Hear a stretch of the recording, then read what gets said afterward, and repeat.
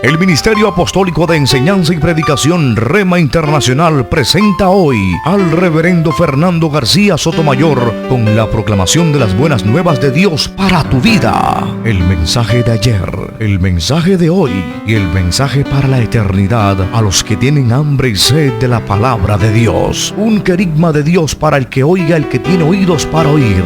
Escucha el dabar del Eterno a las naciones. Ahora es el tiempo para recibir el rema del Espíritu Santo a tu espíritu. Escuchemos con fe la memra del Señor para el alma. Número 7:10, escuchemos lo que dice la bendita palabra de Dios. Y los príncipes trajeron ofrendas para la dedicación del altar el día en que fue ungido, ofreciendo los príncipes su ofrenda delante del altar. Amén. Dios nos bendiga por esta palabra. Vamos a volver a leer. Póngale toda la atención. Números, capítulo 7 y el verso 10. Y los príncipes trajeron ofrendas para la dedicación del altar el día en que fue ungido, ofreciendo los príncipes su ofrenda delante del altar. Amén. Dios nos bendiga por esta palabra. Vamos a orar y le pedimos al Señor que nos dé inteligencia espiritual para recibir esta palabra. La hemos titulado Temporada de Consagración. Así hemos titulado esta disertación. Temporada de consagración. Oremos. Padre Santo, gracias por tu palabra. Oramos, Señor, en el nombre de tu Hijo amado, nuestro Señor Jesucristo, rogándote que nos bendigas por tu palabra, que nos guíes por tu Espíritu a todo aquello que es sano, que es verdadero, que es edificante. Te lo rogamos, Padre. Quita de nosotros, Señor, toda debilidad mental, quita toda torpeza, quita toda tiniebla, toda sordera espiritual y danos, Señor, una mentalidad, un corazón inteligente. Espiritualmente necesitamos tener un corazón entendido. Ilumínanos, Señor, mientras tu palabra se expone. Te lo rogamos en el nombre de Cristo Jesús, y todo el pueblo dice amén. Puede tomar su lugar, hermano. Reiteramos entonces el título de esta disertación: Temporada de consagración. Le ruego toda su atención para que nos vayamos edificados y sobre todo entendidos de lo que Dios tiene para nosotros en este nuevo año 2024. En la Biblia se enseña que la vida, la familia y aún el ministerio se desarrollan en ciclos o periodos de tiempo. Ejemplo, 70 son los años de tiempo para una vida completa. El ciclo generacional de una familia es de 80 años y el tiempo de servicio de un levita en el Antiguo Testamento era de 20 años. Amén. Esos tres ejemplos nos hablan de lo que estamos explicando. La Biblia nos enseña que Dios es un Dios de procesos, y esos procesos se viven en ciclos o periodos de tiempo. Ciclos o periodos de tiempo. Todos los procesos que en la vida nosotros experimentamos demandan un periodo de tiempo. ¿Sí? Un periodo de tiempo. Las cosas no se hacen en el Señor así, de instantáneas. Dios no es un Dios instantáneo, sí, como muchas de las cosas que hoy nosotros conocemos. Por ejemplo, nosotros conocemos leche instantánea, chocolate instantáneo, ¿me entienden? Café instantáneo. Bueno, en el Señor las cosas no son así, no son instantáneas, son progresivas, y para que se den demandan periodos de tiempo. Ahí estamos dando 3 ejemplos. Por ejemplo, los años de servicio de un levita, 20 años. Los años de una generación, una familia generacional, 80 años. El ciclo de vida completo de una persona, 70 años. Y así sucesivamente. Nosotros podemos dar muchos ejemplos. Con esto son suficientes para entender esta primera verdad espiritual. Continuamos. Cuando Dios creó al hombre, ya Dios había creado un marco temporal o cronológico en el que ubicó al hombre. Por tanto, los tiempos de todo género humano están en las manos del Señor. Amén. Ahí tenemos la segunda verdad espiritual introductoria. Nuestros tiempos están en las manos del Señor. ¿Cuántos lo creen? Pasado, presente y futuro están en las manos del Señor. Él es el único que conoce los tiempos, porque Él los creó. Es lo que estamos diciendo. Antes que Dios creara al hombre, creó un marco de tiempo, un cronos, una cronología. Para eso Él diseñó el sol, la luna y todas las estrellas del universo. Esa creación divina fue con el propósito de crear el cronos, un marco temporal en donde Él iba a colocar posteriormente al hombre. Dios es un Dios entonces que conoce los tiempos y no solo los conoce, sino que Él los creó.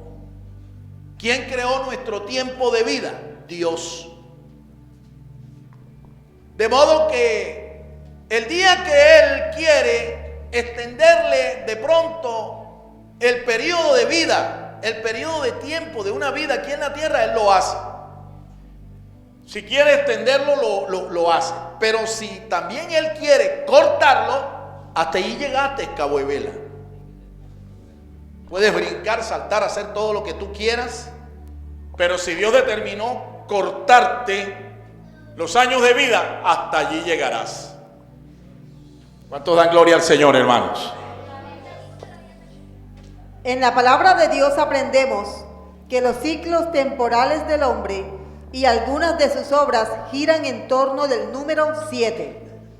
Esto se debe a que el 7 es el número de la perfección divina. Muy bien. Muchos de los ciclos temporales que Dios ha establecido en toda su creación giran en torno al número 7. Giran en torno al número 7. Por ejemplo, el ciclo agrícola que Dios estableció sobre su pueblo Israel constaba de 7 años. 6 años de labranza, 1 año de remisión. 7 años. Cada 7 años, incluso, cada 7 años, la tierra era dejada en reposo. Y la gente dependía de lo que la tierra le producía. Sus sembrados le producían. Eso se hacía cada 7 años. Y Dios estableció otro ciclo. Dios estableció para propósitos de evitar la pobreza extrema en su pueblo, desigualdades socioeconómicas. Dios estableció una celebración llamada el año del jubileo, que se hacía cada 49 años en el año 50, después de 7 ciclos seguidos de 7 años. 7 por 7, 49. 1 año más, año 50, año de jubileo. Y así sucesivamente. El número 7 generalmente marca ciertos ciclos, ciertos periodos, ciertos procesos. El número 7. 7 es el número de la perfección divina. Eso no está hecho por casualidad, sino que en el número 7 está involucrada lo que es la perfección de Dios. Las obras de Dios son perfectas, ¿sí? Si nosotros revisamos en las Escrituras cuántas fueron esas obras sobrenaturales, obras de Dios, obras divinas, le cuento que van a ser 7. Te va a encontrar que son 7. Una semana de días, 7 días. ¿Ya ven? 7 días. Encontramos el número 7 en muchas partes. ¿Por qué? Porque el número 7 es el número de la perfección divina. Amén. Continuamos. En el pasaje que tenemos de estudio, Dios da instrucciones a Moisés para que una vez terminado el tabernáculo, cada príncipe de Israel ofrecieran ofrendas y dedicaran el santuario para Dios. La dedicación de sus ofrendas debía hacerse antes que el sacerdote ejerciera su ministerio en el santuario. Antes que los sacerdotes, los levitas del pueblo de Dios comenzaran a ejercer su ministerio, ellos tenían que presentarse en el altar con una ofrenda. Cada príncipe de las 12 tribus de Israel. Cada uno tenía que hacerlo. ¿Cuándo se hizo eso? Justo después de 7 días que Dios le dijo a su siervo Moisés que tenía que consagrar, separar a los levitas, a los sacerdotes, a la tribu sacerdotal, y presentarse en el altar con una ofrenda. Como principal de cada una de sus familias, ellos tenían que presentarse. Noten ustedes que después que ellos hicieron la presentación de estas ofrendas fue cuando ellos comenzaron a servir en el santuario, en el tabernáculo de Dios, no antes. Aquí vemos entonces otro principio espiritual para aprender. Este principio también es válido para el pueblo de Dios en el día de hoy. La palabra dedicación que se usa en este pasaje se traduce como Hanukkah. Esta expresión es el nombre dado a la fiesta de las luces, celebrada aún por el mismo Señor Jesucristo. Muy bien. Hay un principio que es válido y que se aprende de lo que ocurrió en este pasaje que hemos tomado. ¿Cuál es el principio?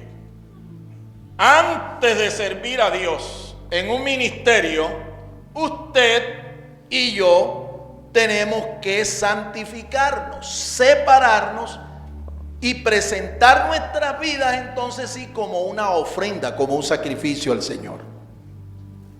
Repito eso, porque ese principio está válido. En el día de hoy está vigente.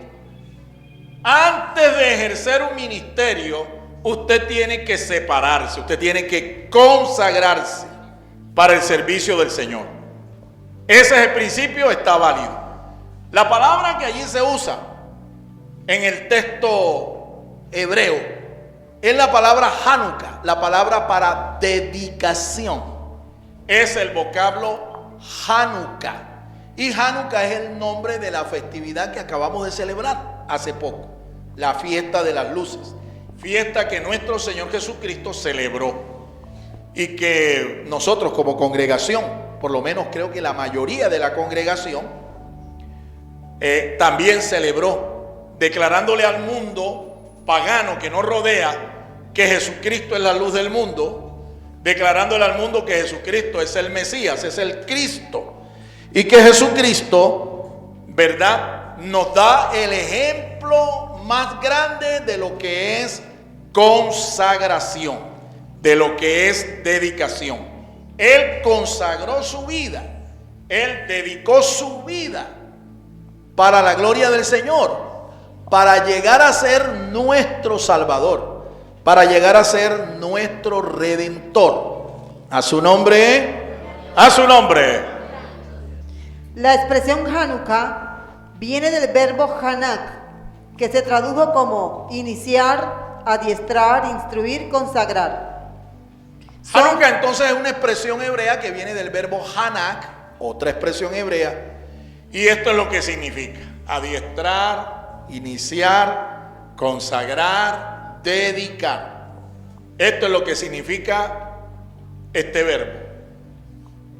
Nosotros hemos declarado también con base en esto, mi hermano, hemos declarado que los próximos 7 años, a partir del 2024, son años que nosotros vamos a dedicarnos al Señor. Nos vamos a consagrar al Señor.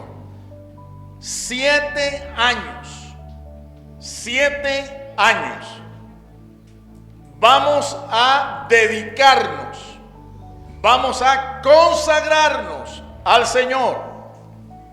7. ¿Por qué 7? Bueno, porque 7 es el número de la perfección divina. 7 es el número de Dios.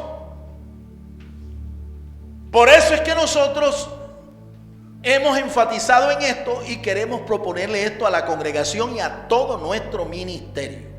Los próximos 7 años serán años de consagración.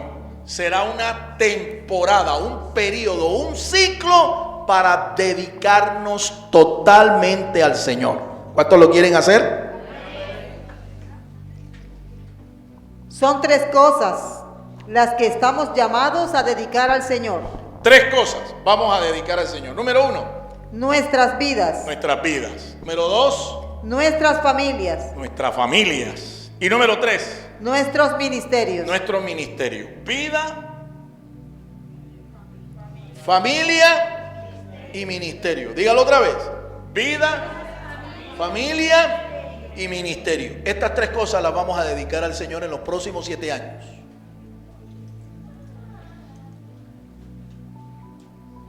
¿Estamos dispuestos, hermanos?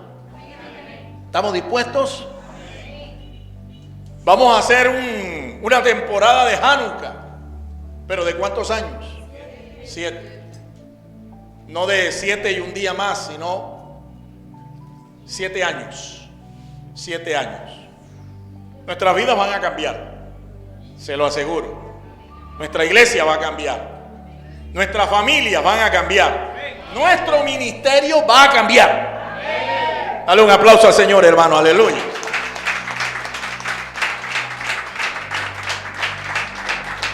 Enfoquémonos entonces en lo primero que vamos a consagrar al Señor, nuestras vidas.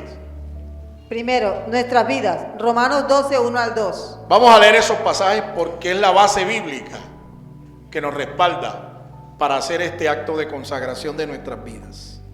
Así que, hermanos, os ruego por las misericordias de Dios que presentéis vuestros cuerpos como sacrificio vivo, santo y agradable a Dios, que es vuestro culto racional. No os conforméis a este mundo, más bien transformaos por medio de la renovación de vuestro entendimiento, de modo que comprobéis cuál sea la voluntad de Dios, buena, agradable y perfecta. Amén. Ahí está lo que dice el apóstol Pablo. Lo primero que tenemos que consagrar es nuestras propias vidas como un culto, una ofrenda racional al Señor. Si nosotros hacemos eso, en vez de acomodarnos a lo que el mundo nos está ofreciendo, en vez de asimilarnos a las costumbres paganas de este mundo, entonces nosotros no vamos a ver la bendición de Dios. No vamos a ver la victoria, no vamos a ver el progreso en nuestras vidas. Ese proceso involucra también la renovación, una renovación de nuestra manera de pensar. Renovar nuestra mentalidad. Para que se pueda dar un proceso de renovación de nuestra mentalidad, tenemos que llenarnos de la palabra de Dios. Porque les recuerdo de qué es lo que habla la boca cuando el corazón, cuando la mente está llena de eso. ¿De qué es lo que habla? La boca habla de lo que está lleno el corazón, de lo que está llena la mente. Si tú llenas tu corazón, si tú llenas tu mente con la basura que este mundo te ofrece, información malsana, información negativa, información pesimista, pues eso es lo que va a hablar tu boca y tus palabras te condenarán. Por el contrario, si yo me lleno de la palabra de Dios, me lleno de la mentalidad de Dios, lleno mi corazón, lleno mi mente con el consejo de Dios, mi boca hablará estas cosas. Y este lenguaje que hablará mi boca será un lenguaje de fe, un lenguaje de victoria, un lenguaje de bendición, un lenguaje de progreso. Si Jesucristo es mi Señor, entonces mi vida se la debo tributar a Él. Amén. Es apenas algo lógico. Pablo está diciendo que nosotros tenemos que ofrecer nuestras vidas como un sacrificio vivo. ¿Y por qué? Porque la vida que nosotros tenemos no es nuestra, se la debemos al Señor. Y si Jesucristo es el Señor de nuestras vidas, es apenas lógico que nosotros no vivamos la vida como nosotros querramos, sino conforme a lo que el Señor quiere. ¿Y qué es lo que Dios quiere con nosotros? Dios quiere bendecirnos. Sus pensamientos para nosotros son pensamientos de bien, de bendición, de prosperidad, de victoria. Dios no quiere para nosotros lo malo. Pablo dice por eso que si tú te consagras, que consagres tu vida, vas a conocer la buena voluntad de Dios. ¿Y cómo es la buena voluntad de Dios? Dice que es agradable y perfecta. Amén. ¿Cuántos lo creen? Aleluya. Entonces, para que nuestro lenguaje sea un lenguaje de fe, tenemos que llenar la mente y el corazón de la palabra de Dios. ¿Qué tanto tiempo le estás dedicando tú al estudio de la palabra de Dios? A la meditación, a la lectura de la palabra de Dios. ¿Le dedican más horas a la internet, a las redes sociales, a la televisión, al WhatsApp? ¿Le dedican más tiempo a eso que a la lectura de la palabra de Dios? Déjame decirte que tu mente seguirá siendo esclava. Y tus pensamientos, así como tus palabras, serán negativas.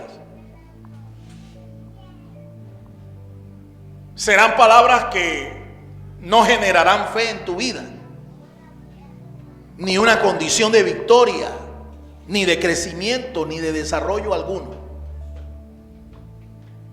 Que yo sepa, nada negativo produce cosas positivas. Nada negativo produce algo bueno, algo positivo. Entonces, si yo mi mente la lleno de la palabra de Dios, eso es otro cantar. Ese es otro hablar. Si Jesucristo entonces es el dueño de nuestra vida, entonces yo debo alinear mi vida a la mente de Cristo, a la mentalidad de Cristo, a la voluntad del Señor. Cada miembro de mi cuerpo, que es el templo del Espíritu Santo, debo presentárselo como un instrumento al servicio de la justicia. Amén. Cada miembro de mi cuerpo, mis manos, mi boca, mis pies, mi cabeza, mis ojos, todos mis sentidos, yo debo entregárselos al Señor, consagrárselos al Señor y ofrecerlos para que el Señor los use como instrumentos de justicia. La palabra justicia viene del hebreo Sedek. Y justicia nos habla de gente que obedece los mandamientos de la palabra de Dios. Un justo es aquel que obedece los mandamientos de la palabra de Dios.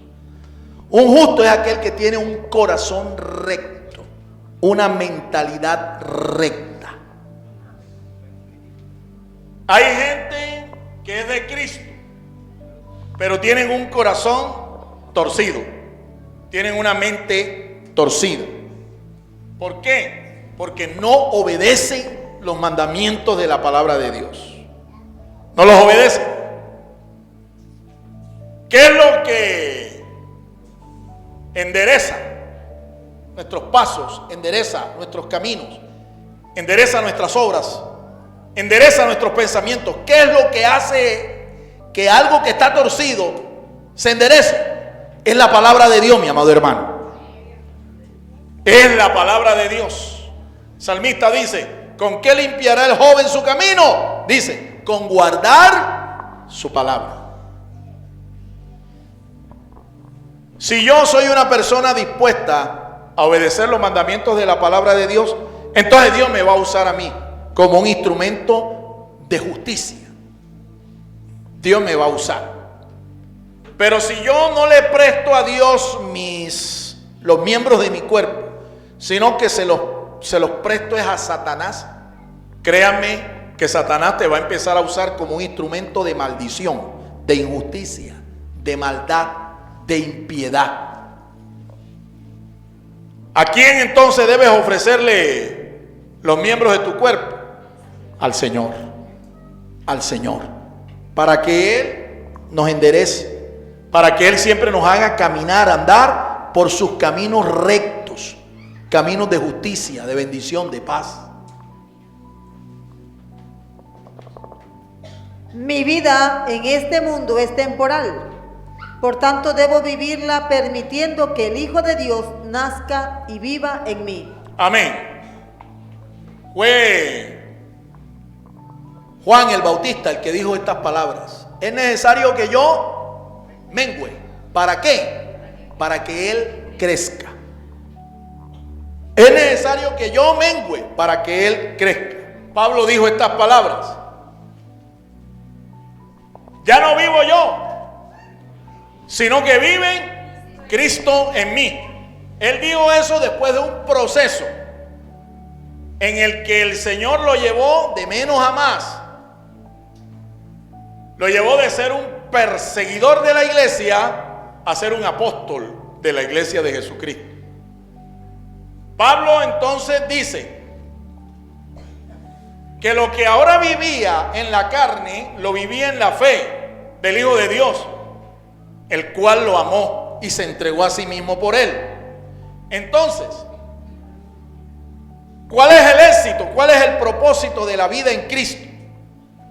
Que Jesucristo, su carácter, nazca en mí y yo crezca cada día a su imagen y semejanza. Ese es el propósito de Dios. Que Jesucristo nazca en mí, que yo muera, mengüe, que ya no viva yo, sino que viva Cristo en mí. Eso cuesta lágrimas, dolor y tiempo. Eso no es de la noche a la mañana, eso no es instantáneo, como te estoy diciendo. Eso es un progreso, día a día. Entonces, cuando Dios nos está pidiendo que nos consagremos, que consagremos nuestra vida, está pidiendo eso. Ya tú no puedes vivir conforme a tu voluntad, tienes que entregarle tu voluntad al Señor.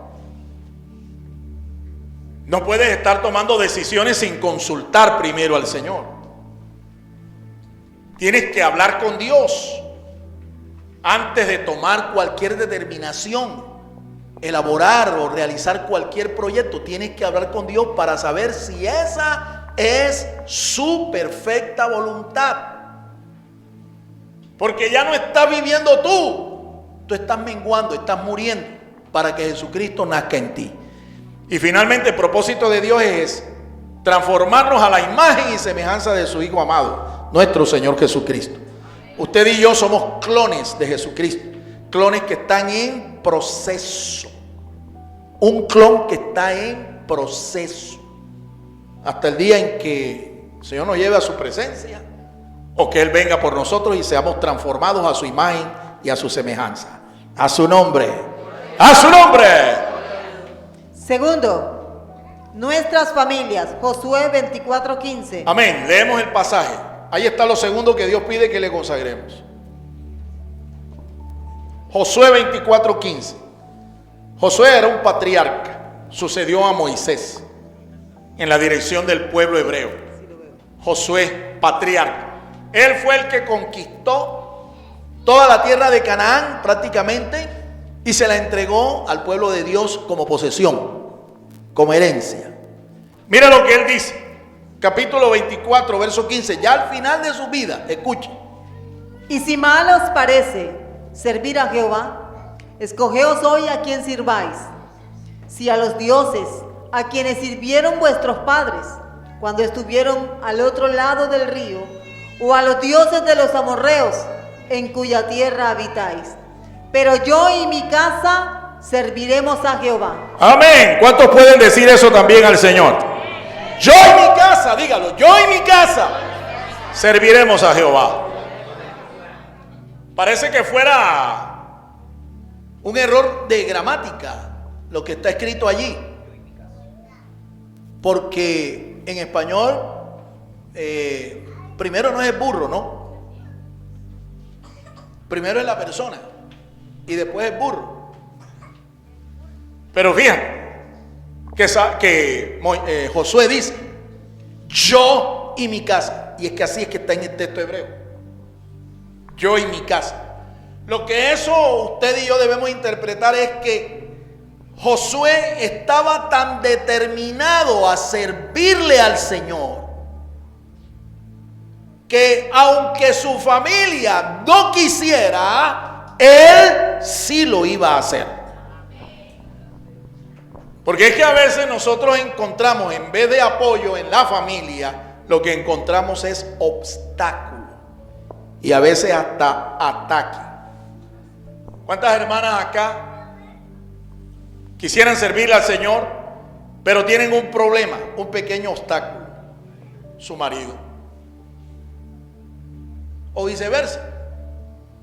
¿Cuántos hermanos, verdad, quisieran servirle al Señor, pero tienen una carga, un pequeño obstáculo? ¿Quién? Su costilla, su esposa. ¿Seré yo maestro? Mira al que tienes al lado y pregúntale. Josué estaba determinado a servirle a Dios con familia o sin familia. Por supuesto que lo ideal es que nuestras familias nos acompañen en el ministerio. Eso es lo ideal. Esposo, esposa, hijos, hijas, nos acompañen en el ministerio, nos respalden, nos apoyen en el ministerio. Eso es lo ideal, pero eso cuesta, porque tú tienes que consagrarte tú primero. Conságrate tú y después entonces verás los efectos, verás la influencia de esa decisión en tu familia. Si usted como padre no es modelo en su casa, olvídese de que sus hijos lo van a obedecer o lo van a seguir. Si usted como esposa, como madre, usted no es un modelo, usted no es un ejemplo, olvídate de que vas a lograr que tus hijos sigan también los caminos de la fe. Olvídese. A esto hay que dedicarle tiempo. ¿Me entiende? Levante un altar familiar. Dedique un tiempo con su familia a buscar la presencia de Dios, a buscar la bendición de Dios, a llenarse cada día más de Dios. Comience con un altar. ¿Ven? No se ponga, a veces hay personas que se ponen pesados, se ponen insoportables, ¿ves? Predicándole y diciendo tienes que arrepentirte, tienes que hacer esto y lo otro, y él o ella te queda mirando y cuando da la espalda te hace así, ¿ve? Te bembea. ¿Sabes por qué? Porque cuando tú le estás diciendo esto, de paso estás dándole un mal testimonio, ¿ves? Y resulta que la gente cree más es en lo que tú haces que en lo que tú hablas. Tus hijos creen más en el ejemplo que les das que en las predicaciones que tú les compartes. ¿Cómo está tu testimonio delante de tu casa, de tus hijos, de tu esposa? ¿Cómo está? ¿Por qué es que a veces tus oraciones no tienen respuesta? ¿Cómo estás tratando a tu esposa? ¿La estás maltratando o la estás tratando bien? Hay esposos que son maltratadores. ¿Sabe usted cuál es el delito de más estadística que en Colombia actualmente se está dando? Violencia intrafamiliar. Yo me quedé sorprendido cuando yo escuché eso. En Colombia, el delito más frecuente que se está cometiendo es la violencia intrafamiliar. 85% de parte del hombre hacia la mujer y sus hijos. 15% de parte de la mujer, porque es que también hay mujeres que son pegonas. Hay mujeres que son maltratadoras, y no solamente de los hijos, sino también hasta del esposo. ¿Entiende? Violencia intrafamiliar. Yo pensé que era violencia en las calles. No, es violencia en el interior de la misma casa, de la misma familia. Y para vergüenza tenemos que decir que esto se está dando en muchos hogares, entre comillas, cristianos. Se está dando. Yo y mi casa, dijo Josué. La conducción y el sostenimiento espiritual de mi casa debe encomendárselo al Señor. La educación espiritual de mi casa debe apoyarse en la palabra de Dios. Amén. ¿Quieres que tu casa sea un remanso de paz, un paraíso aquí en la tierra? Bueno, encomiéndale la dirección de tu casa al Señor. Instruye a tu familia en la palabra de Dios. ¿Qué más? La economía de mi familia debe depender de la fidelidad de las promesas de Dios. Amén. ¿Quieres que tu casa sea bendecida? Que en tu casa no falte la provisión de Dios, la bendición de Dios.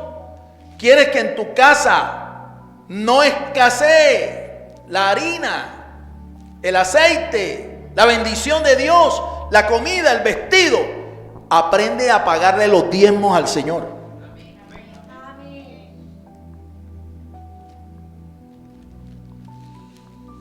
Ese texto de Malaquías capítulo 3 verso 10, eso tienes que interiorizarlo en tu corazón y tienes que ponerlo en práctica. Ese es otro de los mandamientos con promesa. ¿Cuál es el mandamiento? Dice, traed los diezmos. Traed los diezmos al alfolí. Ese es el mandamiento. ¿Y cuál es la promesa? Haya alimento en la casa del Señor, porque es que si hay alimento en la casa del Señor, con toda certeza, en tu casa también sobreabundará. Pero si tú tienes pasando hambre, filo y necesidad al ministro de Dios, olvídate de que en tu casa la bendición de Dios va a manifestarse. Ahora mira la casa de Dios. Esta es la casa de Dios. ¿Qué cosas hay aquí que se necesitan?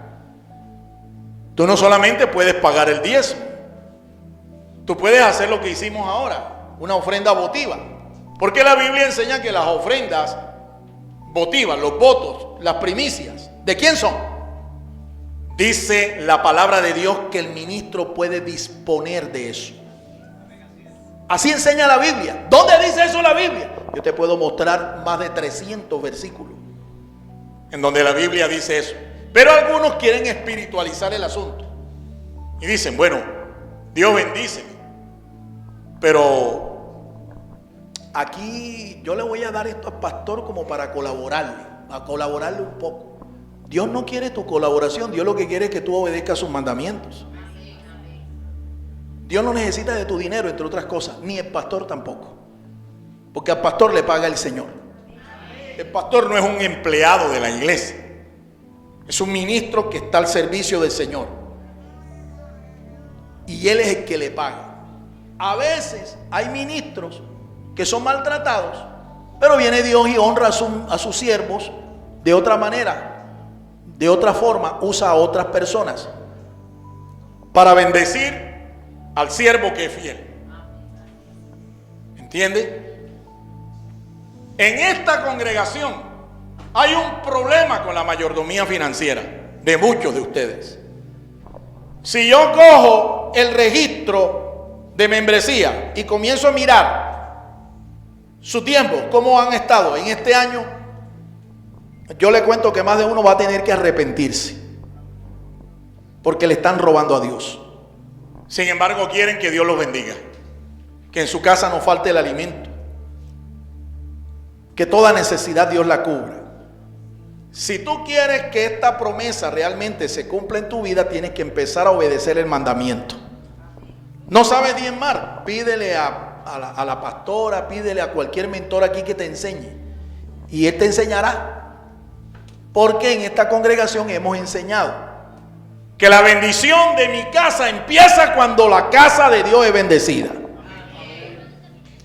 Tercero, nuestros ministerios, Génesis 3:19. Génesis 3:19. Ahí estamos hablando de lo tercero que tenemos que consagrar al Señor, nuestro ministerio. ¿Cómo dice la palabra de Dios allá en Génesis 3:19? Génesis 3:19. Con el sudor de tu rostro comerás el pan hasta que vuelvas a la tierra, porque de ella fuiste tomado, pues polvo eres y al polvo volverás. Amén. Ese fue el decreto que Dios le dio a Adán cuando Adán pecó. Dios le había dado trabajo a Adán antes que Adán pecara. Dios le dijo a Adán que labrara el huerto, que lo cuidara. Adán descuidó eso. Cayó en desobediencia, cayó en pecado, cayó en desgracia, cayó en maldición. Dios lo restauró y después que lo restauró, le dijo, bueno, Adán, ahora fuera del paraíso vas a tener que trabajar, pero vas a trabajar bajo condiciones más difíciles, más duras. La condición del paraíso, después que Adán pecó y permitió que el pecado hiciera estragos, no solamente lo afectó a él, afectó también el entorno, afectó su hábitat. El medio ambiente ahora en donde Adán iba a trabajar era hostil, era duro, difícil. Las condiciones en las que él iba a trabajar eran difíciles. Sin embargo, Dios le dijo, ganarás el pan con el sudor de tu frente. El hombre iba a tener que trabajar y ahora ganarse su propio pan, producto de su trabajo. Por eso es que Pablo dijo que el que no trabajaba no tenía ni derecho a comer. ¿Me entiende? Así que el trabajo no es una maldición. El trabajo es una bendición. El trabajo dignifica al hombre. El hombre que es flojo, Dios no lo bendice. Los políticos, por ejemplo, entendieron mal el decreto de Dios, ¿no? Porque en vez de entender, ganarás el pan con el sudor de tu frente, ellos entendieron fue, ganarás tu pan con el sudor del de al frente.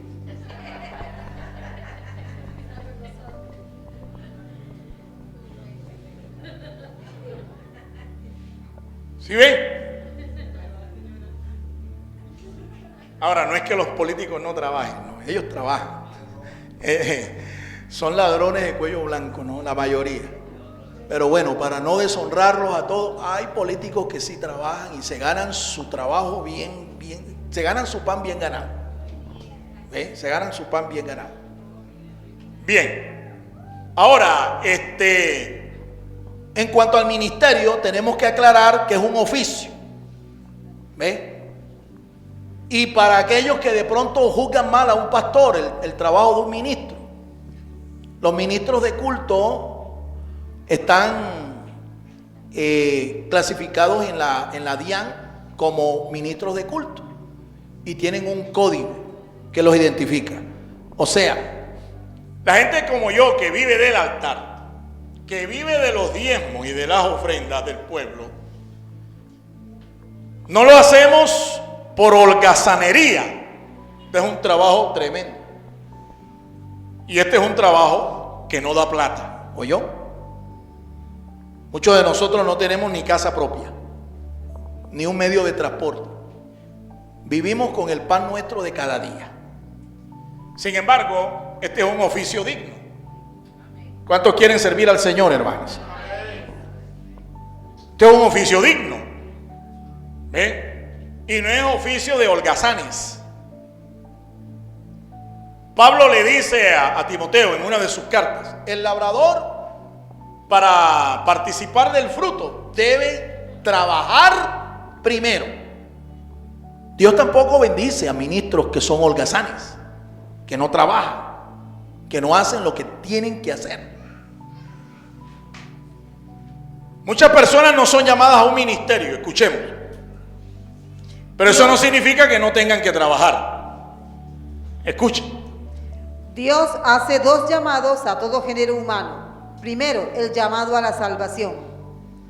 Segundo, el llamado a su servicio. Cuando Dios se atravesó en nuestras vidas, nos hizo dos llamados. El primero: sálvate, hijo, si no, te vas para el infierno. ¿Cuántos son salvos acá? Y el segundo llamado es: sírveme, sígueme y sírveme.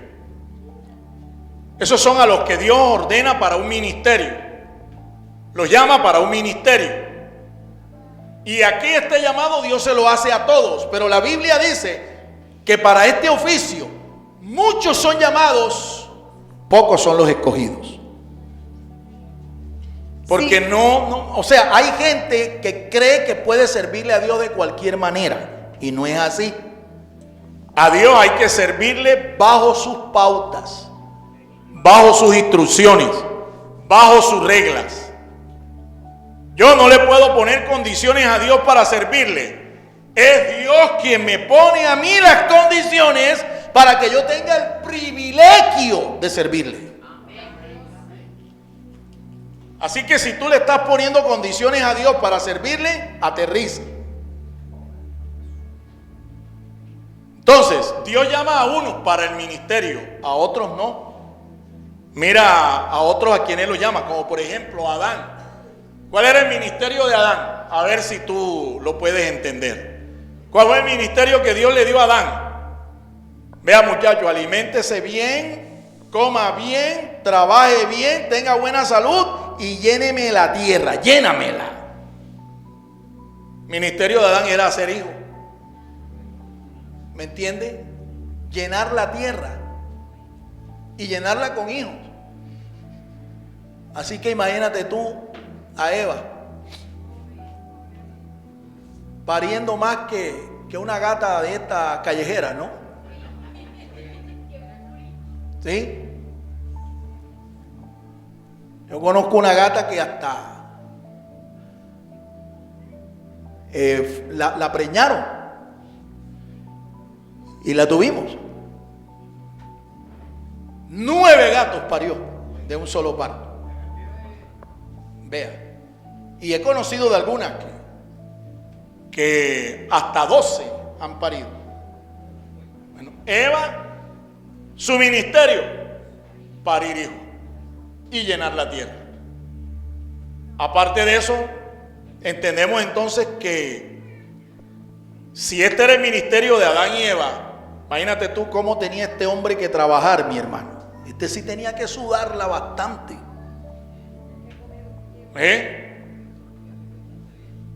Tenía que alimentarse bien, y trabajar duro, porque tenía que sostenerse él, su esposa y sus hijos. Continuamos. Si mi modus vivendi es el servicio en el altar, entonces todo mi tiempo debo consagrarlo al llamado que Dios me hizo. Amén. Si tu modus vivendi, es decir, si tu modo de vida es servirle a Dios, entonces tú tienes que dedicarle todo tu tiempo al servicio del Señor. Bueno, pastor, yo no soy ministro, ni tengo llamado para ser ministro de Dios, ministro de culto. Bueno, Dios te va a llamar de todas maneras a trabajar en lo secular. Escucha. Si para ganarme la vida debo trabajar secularmente, entonces debo hacerlo lícita y excelentemente. Amén. Dios te va a llamar a trabajar, pero a trabajar lícitamente, en lo legal. ¿Me entiendes? Así que tú no puedes meterte en toda clase de negocios ni de trabajos. Hay trabajos que no son para los cristianos. No lo son. porque no son lícitos. No dan testimonio de tu fe. Tú no puedes ser pastor y atracador a la vez. ¿Me entiendes? Como el que cogieron por acá. Se dedicaba una parte del tiempo dizque a pastorear y la otra a atracar en los bancos hasta que lo cogieron. Tú no puedes ser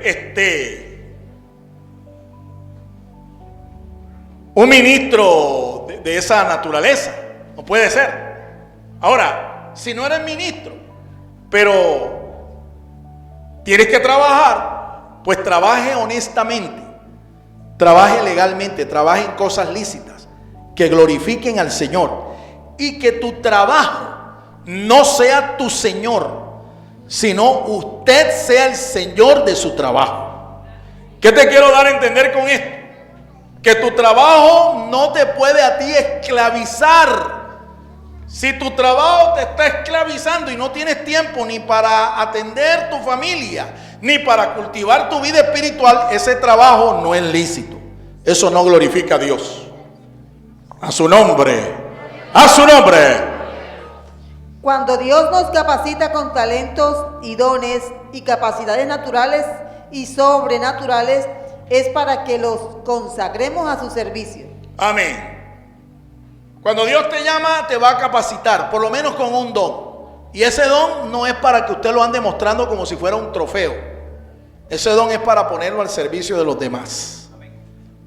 Si Dios te dio a ti aptitudes, te dio capacidades, te dio talento natural para hacer algunas cosas, vuélvase un experto en eso y póngalo al servicio de otros.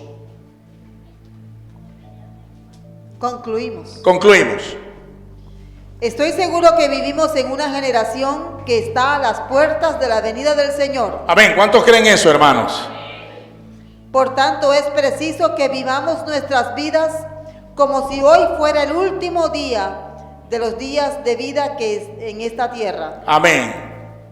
Esta es la perspectiva correcta con respecto al porvenir que debe tener todo genuino hijo de Dios. ¿Cuántos genuinos hijos de Dios hay aquí? Entonces, la perspectiva correcta que usted debe tener del futuro es una perspectiva de urgencia. Nos queda poco tiempo aquí, así que la obra de nuestras manos, todo lo que venga a hacerlo, hágalo,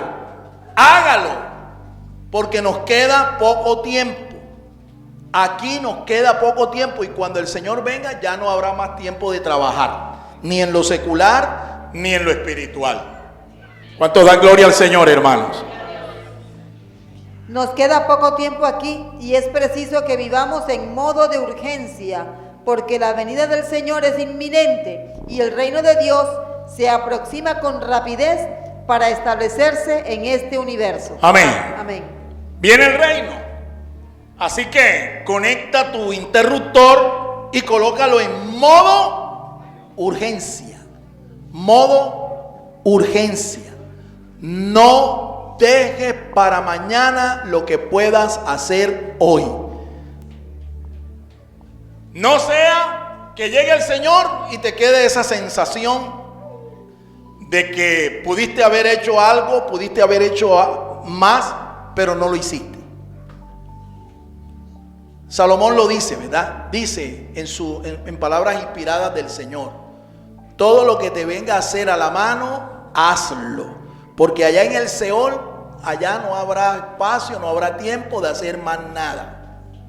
Los muertos nada saben. Así que mientras estés aquí, manténgase siempre en la perspectiva correcta. Cristo viene pronto. Maranata. Cristo viene.